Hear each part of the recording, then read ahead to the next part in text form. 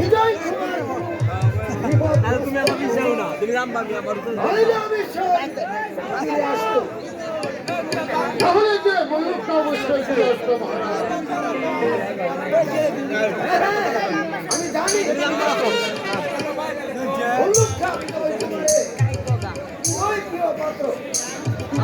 দাম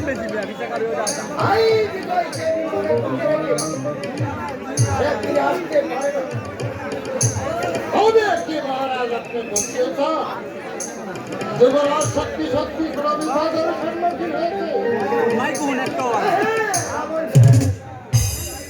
আমার মন তাই বলছে আর দেরি নয়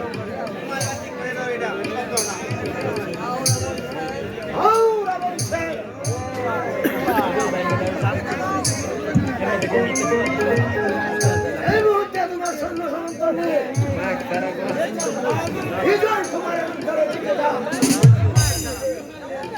ফিরে আসছে না ঠাকুর তুমি তো জানো শৈশবে সে মাকে হারিয়ে দেহে এতটুকু বড় হয়েছে তাই তো তার অনুপস্থিতি আমি সইতে পারছি না আমার বিজয় খেয়ে তুমি বিপদ দেখে রক্ষা করো ঠাকুর রক্ষা করো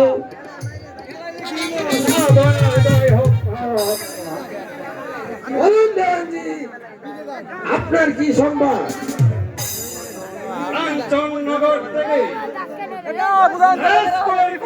আদায় করা সম্ভব হচ্ছে না আর কারণ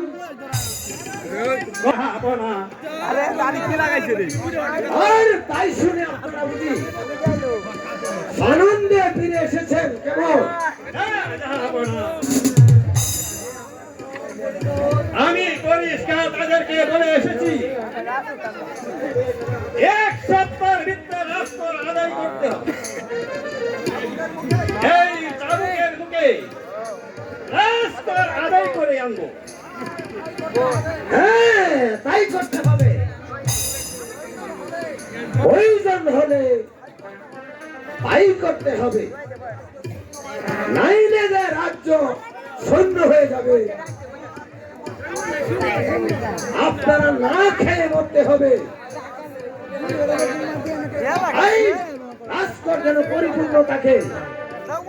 সেই ব্যবস্থাই আপনাদের করতে হবে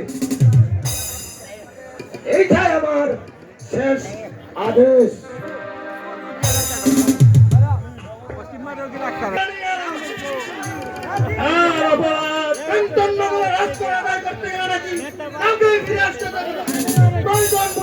রাজশক্তির বিরুদ্ধে বিদ্রোহ ঘোষণা করবে একটি পয়সা আমাদের দেবে না নাকি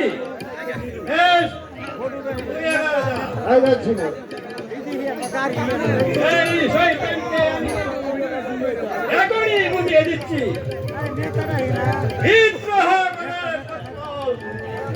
কত ভয়ঙ্কর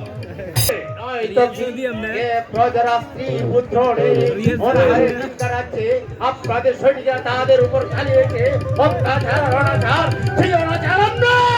কিছুতেই সহ্য করবে না তাহলে কি রাজকর দিবে না পরিণাম কত তোমরা কিন্তু এখানে এসে বুঝে নিলাম কি বুঝলে বুঝে নিলাম আমরা সবার হাতে গরিব বলে সবার হাতে মার গেলে চলবে না আপনাদের মতো শয়তানদের বিরুদ্ধে আমাদের রুখে দাঁড়াতে হবে প্রয়োজনে আপনাদের চাবু কেড়ে আপনাদের পৃষ্ঠে মারতে হবে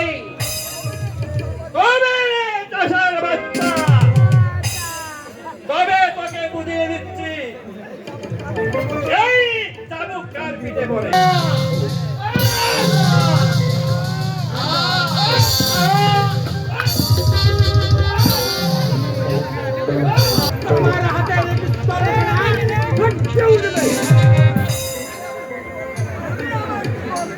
আমি বলতে চাই ওই চাষারাই হচ্ছে আমাদের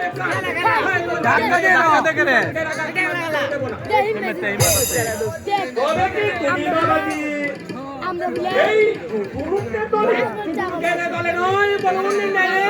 চলে এই চলে হয়তো কি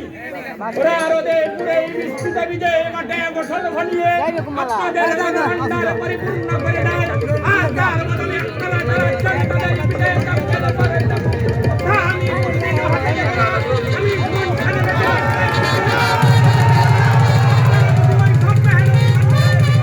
নির্যাতন চালিয়ে যান তাহলে তাদের পক্ষে অস্ত্র করে আপনাদেরকেও পাল্টা জবাব দিবে বঞ্চিত হব না বঞ্চিত হব না।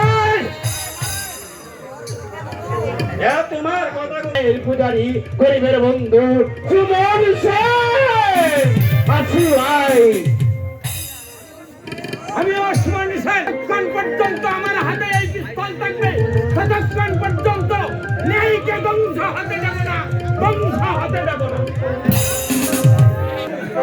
তুমি আসতে এত বিলম্ব করলে কেন? ও